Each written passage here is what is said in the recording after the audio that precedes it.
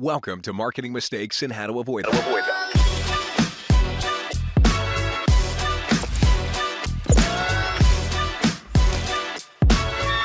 Here's your host, Stacey Jones.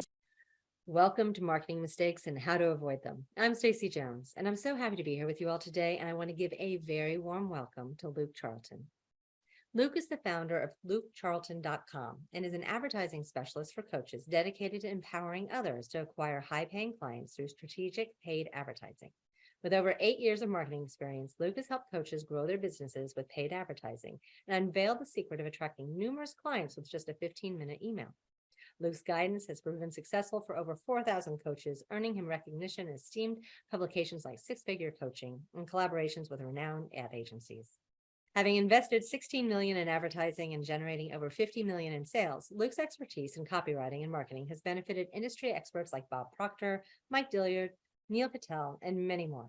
With his proven methods and many success stories, Luke is an invaluable resource for individuals seeking unparalleled growth in the online business landscape. Today, Luke and I are going to be chatting about how to drive better results with paid advertising. We'll learn what works from Luke's perspective, what should be avoided, and how some businesses miss the mark. Luke, welcome. So happy to have you here today. Super excited to be here, Stacey. Well, I would love to start off specifically with you, how you got here today, because you have a long journey that does not originate in advertising. No, it starts in the public service. So I'm from Canberra. I don't live there anymore. Canberra's the capital of Australia, and it's kind of like Washington DC, where it's just like a government town and everyone works government jobs, and that's what I did.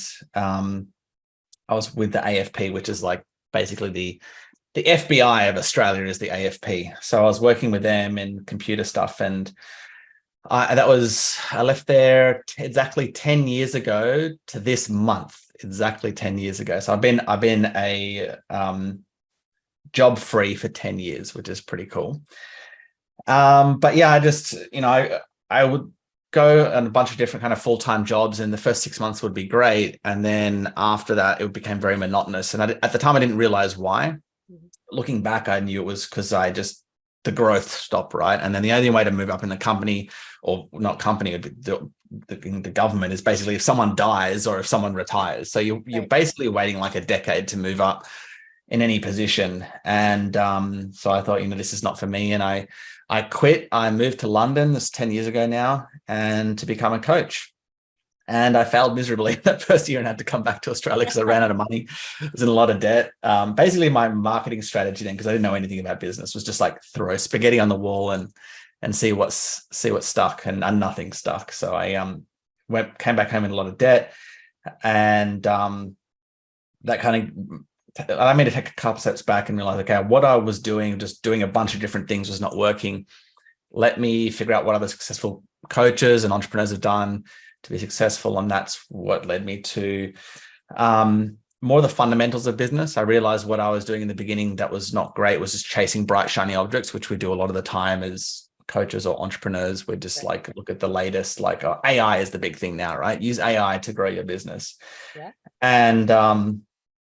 And that's what I was doing. And I realized what most of the successful people were doing, had done in the past, was they focus on the boring stuff that everyone kind of knows you should be doing, but don't really do it, or you just kind of half-ass it, which is like step one is to know your, we can go through these, but know your market really well, pick a niche, know your market. And that's the first step. And before you even think about your product.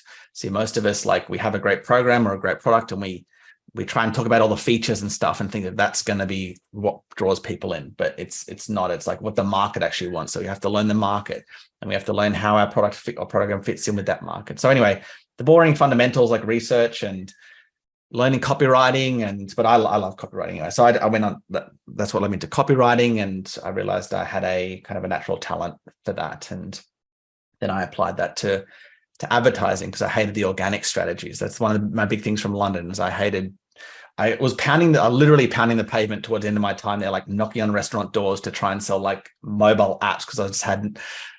And I was a coach, right? And now I'm trying to sell MLM pain patches. I got so desperate. I was just trying to sell all these different things to make money. Pain patches, huh? Yeah. I actually have some far away from that. Yeah. I actually have some in the cupboard still here. They might work really well. They apparently are quite amazing. I can sell you some if you want. There you go. So anyway, the journey was going back to the fundamentals, learning those. I studied those for years, like copywriting fundamentals, marketing fundamentals, particularly copywriting, getting very deep in that. And then I started applying that to advertising because, as I said, I hated the organic strategies. Mhm. And so that was back in 2015. I started learning advertising. I joined it. I worked as like a contractor for this advertising agency. And this guy became my mentor. So I literally went from spending $20 a day on my own ads to like over $100,000 a month, like literally overnight. I was just thrown in the deep end with this guy named Jason Hornung. And I learned pretty much most of what I know with advertising through Jason and his frameworks. And then I applied my copywriting to what I learned with Jason on how to scale campaigns. And then through Jason, I was able to write copy for Neil Patel and Bob Proctor and Mike Dillon, all these other amazing coaches. So that was back in 2016, left Jason in 2018. I've been running my own agency since then. So that's about 7 years I've been running paid ads for. So, but here throughout that whole time, I don't even care about like what the latest AI thing is. I don't look at what's new with Facebook. I don't look at all the different new placements or the new hacks or anything like that. I literally like all I focus on is what does the market want, and then create a really great message or great offer for that market. As long as I do that, my campaigns convert, and I don't have to worry about all of the bright shiny stuff. So I'm not the guy of like what's the latest and greatest, but my campaigns convert. So that's why clients come to see me. Do you think there's much difference? So, your specialty is with coaches. Do you think there's really much difference in what you do for coaches versus for services or agencies or Well, yeah. products? So when I say coaches, like high ticket services, I generally help as well. So like accountants, financial advisors, financial planners, those. So any type of service-based business is like where I am. But yeah, e-commerce, I mean, it's all the same. The fundamentals are all the same. It's number one, you start with it's just business, right? So business is, you start with the market. It's always market first, like the people that are actually buying your program or your product. You have to know them inside and out. That's whether you're in e-commerce or whether you're in a coach or whether you're an accountant. You have to know who you're selling to, what they want, what are their problems that you're solving, what are their fears, their frustrations. Once you know your market inside and out, so the avatar, we've all heard of the avatar, right? All the stuff that we know we should be doing. So after you craft your avatar and you research that market, then you communicate your offer. Could be an e-commerce product, program, whatever it is, in a way that links up with those frustrations and those challenges, right? This is the whole, give them what they want, or was it sell them what they want and give them what they actually need, right? Sell them what they want, which is the result, which might be, hey, I'd love to get more dates or I'd love to help fix my marriage, or I would love to lose weight, whatever that result is. So sell them what they want, which is the result, the outcome is generally what that means. And then give them what they need. That's where you give them the program, or that's where you give them the e-commerce product. And that's where you would explain how this thing that you have helps them get that result that they want. So that's all marketing is really. It's pretty straightforward, but we kind of we complicate it because we know our product or our program so well. We're so deep in our own product we tend to just bloat out the features, and because we know the features are so cool. But then that's where there's like the lost in translation. The prospect doesn't really understand how does that feature actually help me get what I want. And so this is essentially why people hire me, is because I can help make that I can help kind of be the what's the person who translator, marketing translator, I guess. I think it's really easy for businesses, coaches, entrepreneurs, owners, whomever it might be, to get kind of, your stuff. That what you're doing is great. That it solves problems. And it's really easy to jump from A to maybe S or T in the alphabet and miss a whole lot of filling in the blanks. Like just go really deep in the subject. You gloss over the parts that people actually need as the building blocks to understand what you're even offering. Well, the other thing is we tell them everything, right? We just overwhelm them with information. I'm good at that. And their head just explodes. And this is one of the things that I struggled with for so many years. Yeah. I love I used to get clients with webinars. I don't really do that anymore, but I loved webinars because that tool of a webinar, it attracts people, like it's a lead generation and a conversion tool all in one. That's like why I loved it. But what I would do a lot of the time was teach way too much, right? Just teach, going a lot of detail, and that just overwhelms people. So what we have to do is it's quite hard. You have to go back to when you first learned the subject, and you just have to do like the basics, so basic when you're introducing them into your subject, that it's like, to you, it feels like this is not valuable at all, because you know your subject so well. It's like, how could anyone get value out of this? Me explaining the product this way. But here's the thing, and this is actually, I was telling clients the other day, just introducing someone to a new way of seeing things is really valuable, and a new just introducing someone to a new strategy without actually explaining the strategy is very valuable in and of itself. So, for example, I think most of your listeners would have heard of the term funnel, right? It's pretty popularized by Russell Brunson over the last 10 years. So when Russell first brought that concept to the market, or he didn't bring it, he popularized it.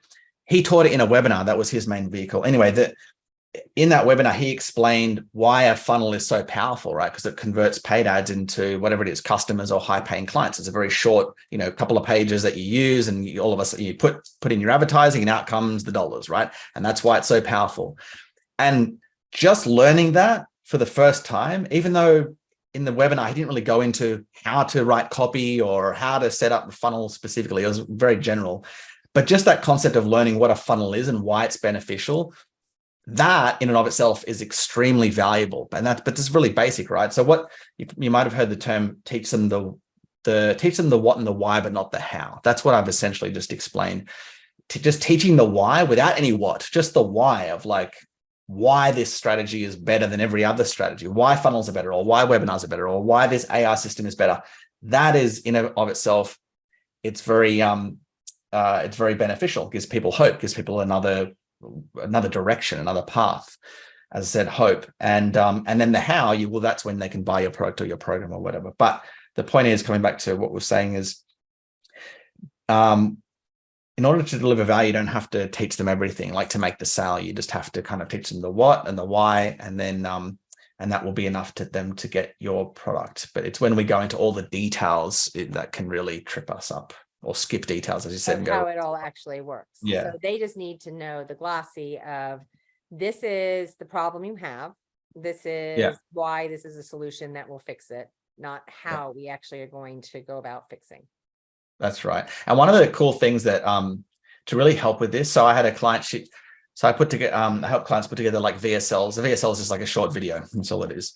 That has an outcome. It could be to sell a product, or it could, for this particular client, like most of our clients, is to book a call, like to get people booking calls in her calendar. And generally they're about 10 to 15 minutes. You don't really want it too much longer than that because of just the engagement rates in today's market. You want it as short as possible. Anyway, she sent me the VS, and I told her this. I said, you want it between like maximum 15 minutes. If you can get to 12 or 10 minutes, that's even better. She sent me the video, and it was 34 minutes long. I didn't even review it. I just said, nope, whatever you're teaching in that is too much detail. I don't even have to like look at it. I already know it's way too much. You're going into way too much detail. Take that and cut it in half, right? So what that forced her to do was go into the presentation and remove out detail. So that's the best piece of advice. If you're struggling with sales, right, whether it's on a sales call, website, whatever it is, create restrictions on yourself, right? Great one is like the time restriction for a VSL.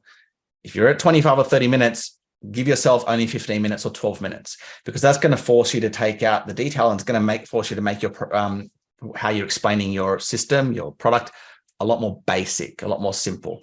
So creating restrictions really helps with cleaning up your copy and making it so prospects can understand it a little bit easier. So I know you touched on this, and it didn't sound like you're the biggest fan in the world, but are you using ChatGPT or any AI writing? I've used it once for about 5 minutes. I just gave it a test to try like different headlines. Mm-hmm. Yeah, at the like for like copywriting, mm-hmm. I don't know. I think it's where I see the most power at the moment for me. It would be to like, if I did like a 30-minute coaching call or an hour-long presentation, would be to like plug it into chat, all that hour-long copy, presentation into into ChatGPT and say, hey, can you summarize these notes? Can you make it summarize it, basically make the presentation shorter? Hey, take this and cut it in 50%, half of what it is. So it'll simplify for you. Yep. And it'll give you ideas that I wouldn't use it like I don't know. It's okay. It's not going to replace copywriting at any time soon, but it can help you with the heavy lifting of like menial tasks that maybe a VA would do at the moment, I would say.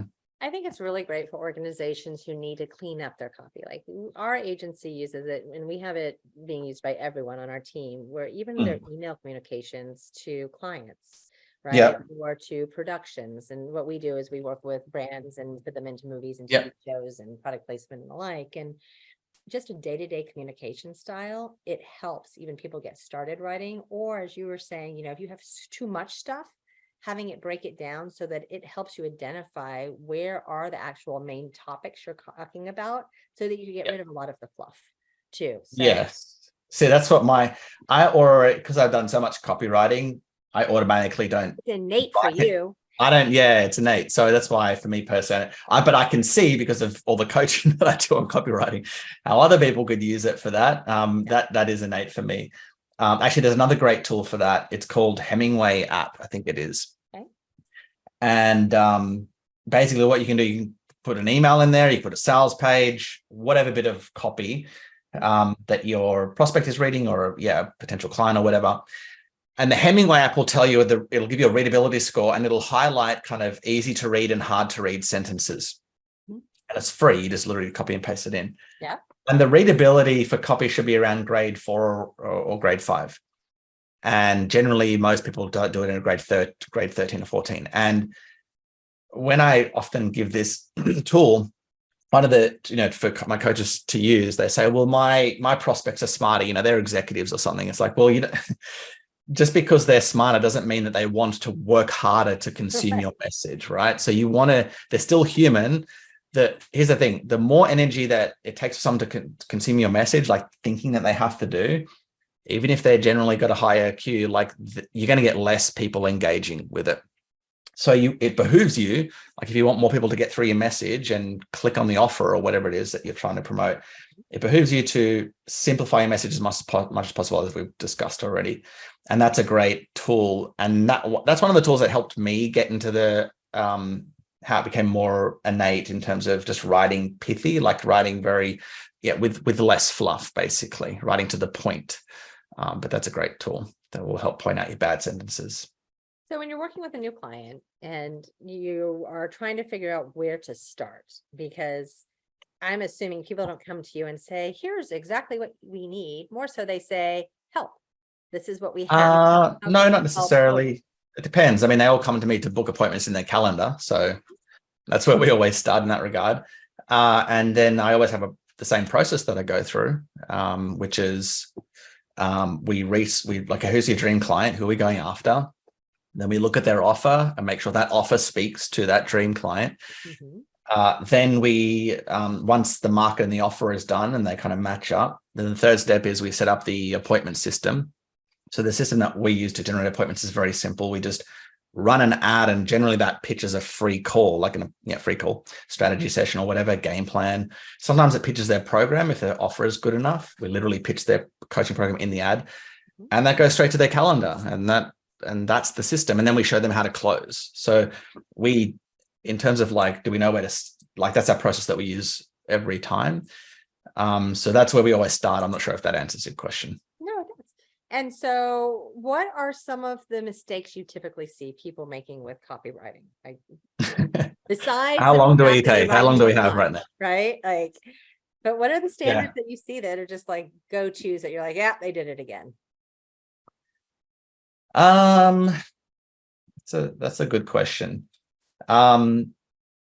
So first step is, they're kind of half-assing the research, right? So not knowing their market well enough, I would say, is a big mistake. So really knowing your market. Now, we coaches have a bit of an an advantage here or a luxury is that because we do sales calls, every time you do a sales call, you're actually having a conversation with your market. So you get to learn about their fears and frustrations. But if you're running like an e-commerce store, if you're like an executive and you're detached from your market, you might not be on those calls, but that's one of the best things to do is literally talk to your market. Yes, you can go on forums to do your research.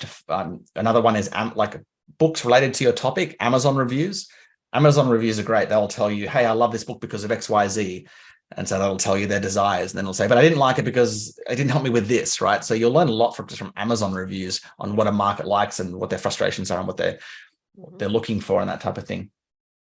But yeah, actually having real world conversations with your market is important. And the reason why I say that is because then once you know your market, you know like what they're looking for, how they describe their problem that you solve. Then you put that in an ad, and that's all copywriting really is just finding out what your market wants and just reflecting it back to them. That's literally all it is. And I think that's a big misconception with copywriting is that, you know, we sit down with a blank bit of paper and we go, how do we write some amazing copy? Amazing copy is just what the market is, what we found out in our research, and we've just put it in a structured format, right? So it's got what's the headline? What's the intro? That's all formulaic, but we fill that in, you know, the headline, the intro, the bullets, the offer, that all gets filled in from the research. So we just go, this is the main problem. And this is how they describe, they want more dates and they want them in 30 days. Okay, let's try that headline, how to get dates in 30 days. That can be the headline because that's kind of like what we hear the most about what they want or whatever. So all we're doing with copywriting is reflecting back. And that's why I say it starts with the market. Now, the next big mistake in terms of the actual copywriting, is probably not being clear enough with their language. And again, I think there's a misconception that with copywriting that you have to use like big words and be very really great, as I said, like 50-cent words that are very impressive. But my copy is really direct and straight to the point. You know who has great copy like this? Frank Kern. So if you go look at Frank Kern's copy, it's really basic. He just uses really good copywriting fundamentals, and it might be like how to get something simple like the new way to get clients on the internet or something like that, and really basic, not fluffy, but it speaks to what the market wants, which was like getting clients. So I think, you know, just speaking to that main problem that your market needs solving, whatever that is, doing that in the first instance is just doing it in a really clear way. Like, I will help you with your diabetes, diabetes. Do that? What's the problem? Speak to that problem. That's the first thing. Be very clear. Don't be ambiguity is a really big problem with copy. I say clarity converts when I'm instructing my clients. Clarity converts. So simplifying your message. Use simple words to describe. Here, do you have this problem? Yes, I can help. Here's how I can help. And I just put that in. Almost always it's a how-to headline. How to get X result, right? The result relates to the problem with this specific methodology, right? Whatever that is. And that's the unique mechanism. That's a little bit more advanced, but keeping it simple. How to get X result in Y amount of time. How to get X result in 3 days. How to get it in 24 hours. How to get in the next 15 minutes, whatever that is. So again, this is where using copywriting frameworks can be really helpful. That's a good place to start if you've done your research. So copywriting frameworks are great because they help you kind of keep your message simple and straightforward, direct to the point. Don't think you have to be amazing with language. You get all your language from your prospects. Well, I think also, you mentioned it again with the examples that you're giving, is that you're really painting a picture of the end result that is being sought. The end result. That's where so if you ever want to raise your price, come up with a better result, like position your offer to solve it. So for example, I've got my campaign manager. She does branding for coaches, like in a separate business for herself. And she's like, hey, Luke, I want to sell this service to coaches. It's like a branding package. And she said, okay, it's going to be about $5,000. And I go, well, what do I get for that? Let's say I'm a coach, I'm your dream client. What do I get for that? She's like, oh, what you get is a logo and like a like a color palette or something for your website, so you know what your colors are. And that was basically it, like a logo and colors. And that's You're how she like, described her wow, offer. okay. And that's how she described her offer. And so I'm like, well, that's not worth $5,000. Right. And then literally serendipitously, like an ad popped up on my Instagram that day or the next day. And it said, let me show you how to double your conversions in your funnel with graphic design. So basically it was like a webinar where a guy was inviting you. It's just like, hey, I'll show you how to, with your graphic design, which is the same thing, branding, graphic design is all the same, how to double your conversions, right? So he's teaching basically the same thing. She actually does kind of similar stuff as well. The same thing, but he's positioned his offer to solve a bigger result. So now he can sell that service, even though it's basically the same thing as what my campaign manager is selling, for a much higher price point. So the point is, if you want to, raise your prices, but this is in e-commerce or whatever, position your offer to, or communicate in a way that we're selling the most valuable result that you can for your market. And that's a big mistake that we with copywriting, is that we're not speaking to an end result that is particularly, if it's appealing, it's kind of appealing. And actually, I got a client today. She said so she sells an $8,000 relationship program to help her clients like heal their marriage. And she said, we're getting a lot of people on, they have the money, but they balk. She said, these are her words, they balk at the $8,000 price. And again, before even reviewing her calls, I told her, or I can tell that the reason why they balk at the price is because she's not linking that result, the end result, like a big enough end result to that 8,000, right? So that's her. She's not selling them correctly. So she's not finding out what's their dream marriage, what would they really love to get to, what would that feel like if they had their marriage like that? Where are they now? Getting their pain, and then you would link, hey, here's what you get in this program. I'm going to help you get that end result that you've just described. That would be amazing. Oh, it's just 8K. Now it's like, oh yeah, that's a no-brainer. But if they're going, oh, that's 8K, that's not worth it. She's not doing a good enough job finding out what that big end result is that the prospect wants. So coming back to what you're saying here, the value, your price is always linked to the value. The value is in the result that you're promising that your product or program can get. And most of the time, I think a lot of people miss that, and where they miss explaining what their actual value is. And so that comes down to what you said, the lack of being able to support the pricing that you're doing. But it's more than just that. I mean, sure, you could sell things at a lower level. It's also making it where people don't find you valuable, even at any level necessarily, if you don't have that reasoning and understanding of why. Exactly right. And I'll give some more advice on how to, the best way to find the value. I call them high ticket problems. I mean, because I'm in the high ticket space, so that's why I call it that. But this applies, this approach or principle applies to e-commerce as well.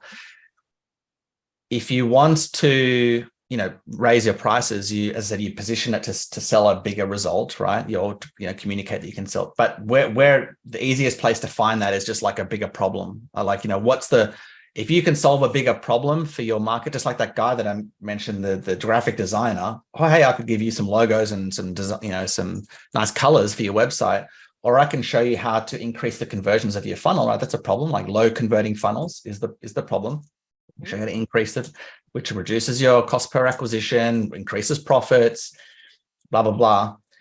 The easiest way to find that is to just solve a bigger problem. That's all that is. Just go to your market. It's always your market. Always go to your market.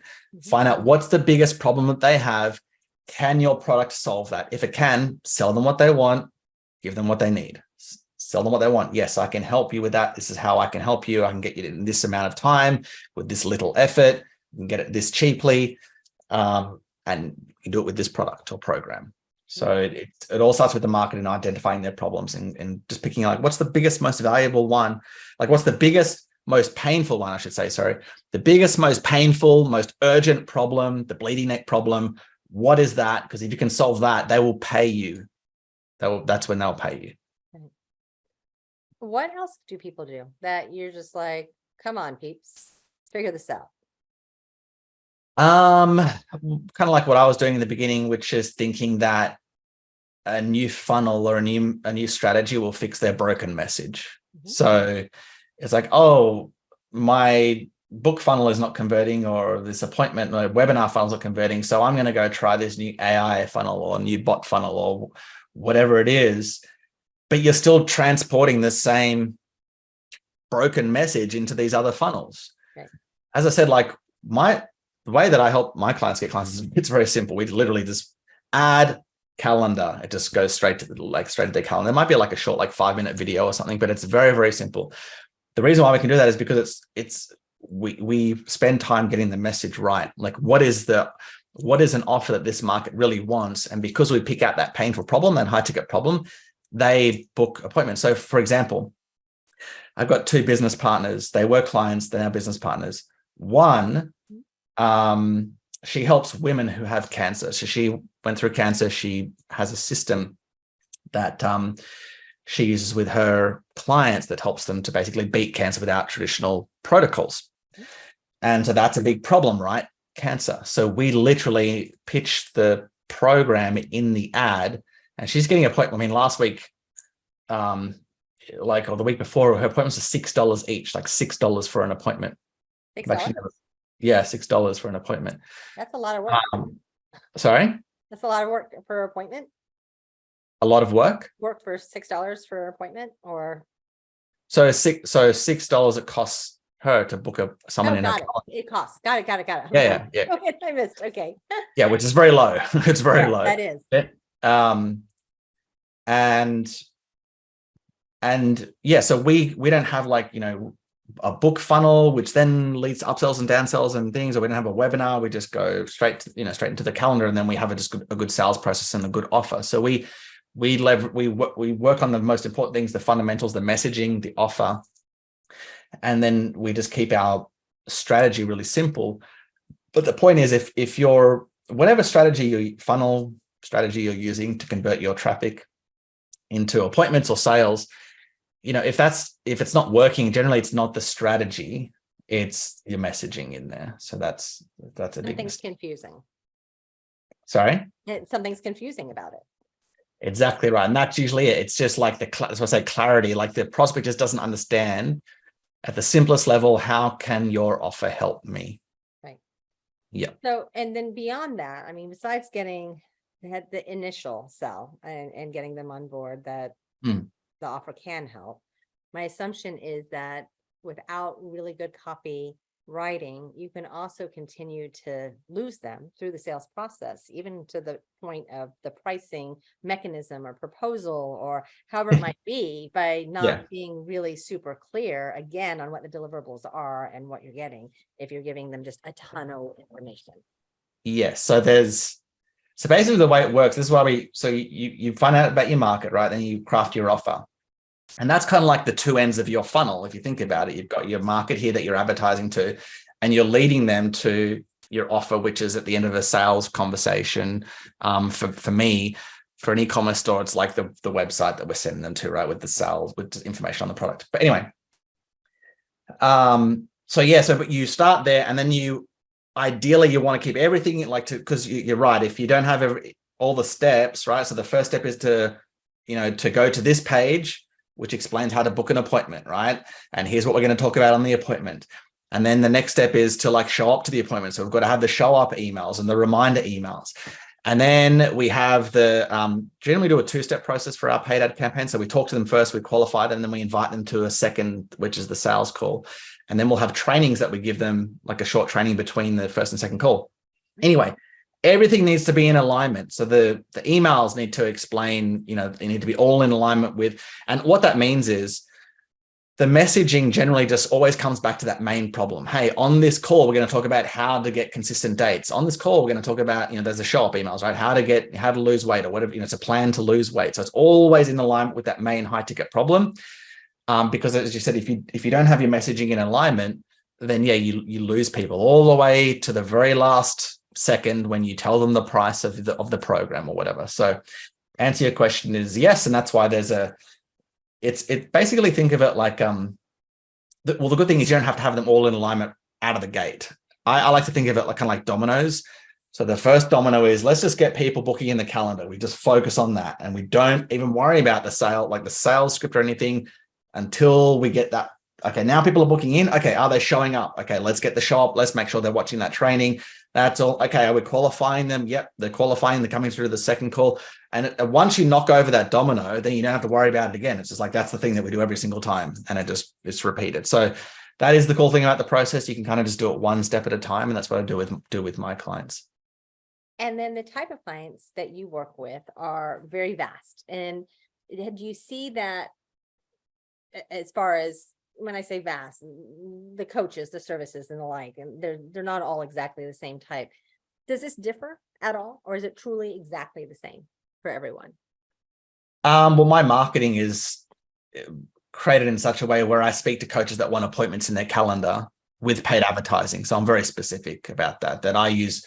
Like my messaging is already, hey, if you want to turn paid ads into high paying clients, we'll create the system for you. And then we'll show you, to book appointments in your calendar, then we'll show you how to close them. So generally, most, like say 95% of the time I'm talking to a coach, they know that they want to run paid ads. So they're a little bit more experienced. They don't want to do the organic stuff anymore. And that's by design. That's who I want to speak to.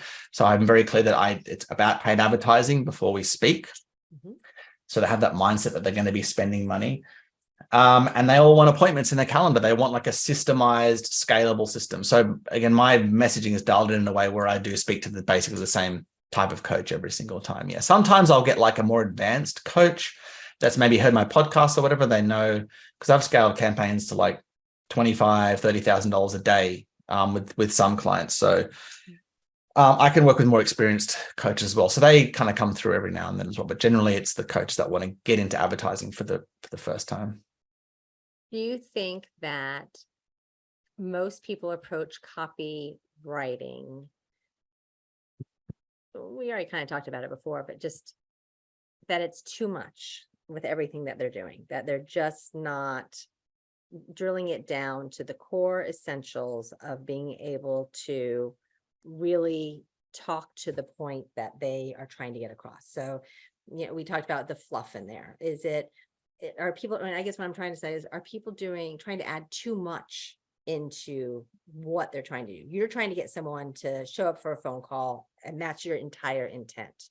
Do you think other people are trying often in their copywriting that they've gone past the show up for the appointment, and that they're adding too much filler and fluff, trying to also get it closed? They haven't even had the appointment yet, but now they're trying to close the business. Yeah, probably. Yeah, I think I understand what you're saying.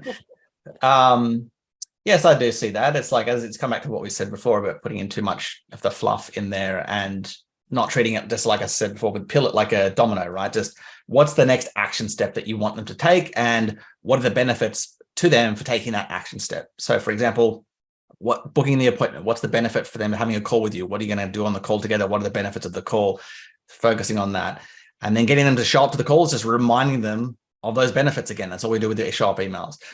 Then once they're on the call, you take them through regular sales process, and you're just again focusing on now the program. But yeah, to try and start, I do see this quite a bit where you start talking about your program or your product in those show up emails, or at other points of the funnel or the sales process when it's not needed. Yes, that does happen. So I'm not sure if that's what you. No, it is. That was a long and short way to get to the same point where you are trying to actually close the deal before you even actually have the potential. Yeah. I see that a lot with coaches. They start talking about their program, like particularly like on the homepage of their website. Mm-hmm. It's like these prospects don't even know about you. Just get them to opt into your email list first. Like, just give away a free guide to get them on your email list before you even start talking about your program.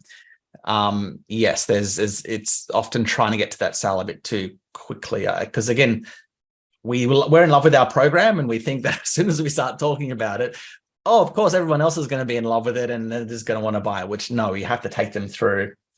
You've probably heard the analogy before. You can't like just ask them to marry you on the first date, right? There's like a process that you have to take them through. But most people in sales are very good at proposing on the first date. Well, if you're good at sales, I mean, you still have to get them on the phone call, right? So you still have to know that's still a process. To to get to, if someone just landed on your website and there was just like a long sales page, the chance, even if you're an amazing copywriter, the chance of you converting that completely cold prospect that's just is like 0.0, if you're an amazing copywriter, right? 0.000 Right. like 1%. But if you're an amazing salesperson, you can, like, as I said, if you're really, really good, you can do like a one call close. And this is why I don't do the one call closes with my clients, because they're not amazing at sales. I want to make it easy for them. So we do a 2-step. We do a 15-minute first to make sure the person's qualified. If they are, we invite them to a second call. And then before the second call, we get them to watch a pre-call training for like 20 minutes. That just, again, just introduces them to a bit more about the coach and their process and their case studies and testimonials. It just warms them up.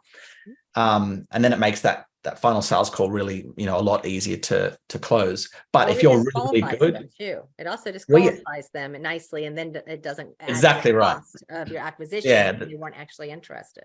Exactly right. So the 2-step I find is really, really good for paid traffic, because you get a lot of people that are just not qualified with paid ads because you're scaling it, right? So you're getting a lot of people coming through. That's why I like the 2-step. But even still, there are companies out there just do a 1-step, and they like Cole Gordon's company, for example. He works in sales, and his whole thing is about his sales program, and his salespeople just do a one call close from paid ads. Jump on a phone, sell an $18,000 offer in one call. If you have a really strong sales process and you're very good at sales, you can do that. I'm not sure why we got on this topic, but it's so you're saying, like, selling a person in one go, you can do it. You just have to be very good at sales. And then how can people find you and learn more about you and all of your awesome content? Yeah. So I give away pretty much everything for free, because I'm not really looking to bring on, I'll do like consulting clients now with their advertising campaigns, but in terms of like the done for you, that I still don't really do that anymore. So I just give away everything for free. So I guess the easiest place to check me out is to go to, if you just go to lukecharlton.com, there's a free guide there, the 9 email offers that get clients for free. So you can just opt into that, get the free guide, get on my email list. And I also have a podcast that I do most days with like 5 to 10 minute episodes on marketing and sales advice, where I was going to create a paid newsletter, but I just couldn't be bothered. So I just give it all away in the podcast of everything I've learned over the last decade. So a lot of great stuff on that one. Yeah. Okay. Any last words of parting advice to our listeners today? Any last words? The fundamentals might not be the sexiest thing, but they're the things that make money. So I'd focus on the things, the boring things that may be tedious in the beginning, but they're the things that make you money. Well, that is a good, solid strategy. Do the things that are super boring, because they will lay the groundwork so that you can go out and make lots of money. Yeah. So when you say super boring, like, to me, I like them because they make me money. So maybe in the beginning, they'll probably feel a bit tedious or boring, but I assure you, once the sales start coming in, you'll be the one telling all of your employees to like, go study this copywriting book. And they'll be like, I don't want to study that copywriting book. But anyway, it's fun when you start making money, is my point. It's not boring. I'm fascinated with copywriting. I am fascinated with how words sell. Yeah, And that you can absolutely change and pivot based on what you're saying. And that if you're writing, it's just like the universe reaches out and grabs them and gets to the right. and it really is clear. And yeah, I agree. It's powerful too. Like, probably how I got addicted or hooked on copywriting was the power, right? Of like, I can literally just sit down, write words, and I can make money, and that's a really empowering place to be in my life, right? I know that no matter what happens to my clients or the economy or whatever, I always have that skill to rely on. And that is incredibly empowering. I think that's what got me addicted. And the other thing is it makes money, which is pretty cool as well. Gives me a lot of freedom to do what I want. So yeah. For a lot of people, writing's not easy, and coming up with really honed copy is something that they need help with. And it's not, that is why ChatGPT can help for those, that really don't have any other sources, that's a place to start. That's true. And it's also remember that ChatGPT works on input. So the quality of the input is the quality of the output. And that's why I say, like, copywriting is, you don't have to be amazing at writing or copy. It's just going to the market and they will tell you. So you do a bunch of research, you just know your market inside and out, their fears, their frustrations, their desires, the number one big high ticket problem that you're solving. And then, yes, you can go over to ChatGPT and help you to kind of organize it. That's great. But again, the input, right? So if you go to ChatGPT and put in the wrong problem that you're solving for your market or the wrong frustrations, ChatGPT is just going to reflect it back out, and you're going to go and try and use that message because you've put the wrong information in. It's giving you the wrong information back. So it's the quality of the input is the quality of the output with ChatGPT and all these types of copywriting frameworks. So do that, know your market, and that's where it all starts. And that is why copywriters are still going to be needed in the Exactly land right. of AI. Exactly right. Well, Luke, thank you so much for joining us. Really appreciate your insights. I think that more businesses, including my own, could leverage better writing in order to storytell, because that's really what you're doing. And words are extremely powerful and impactful. And I appreciate you helping shed light on exactly how impactful they can be. My pleasure. Thanks for having me. Of course. And to all of our listeners, thank you for tuning in to another episode of Marketing Mistakes and How to Avoid Them. I look forward to chatting with you this next week. And until then, if you have any questions ever about how your brand can become part of someone's script who has very well written it, of course, in a movie or a TV show through product placement, please reach out to my team and we're happy to connect and chat more. Have a great one.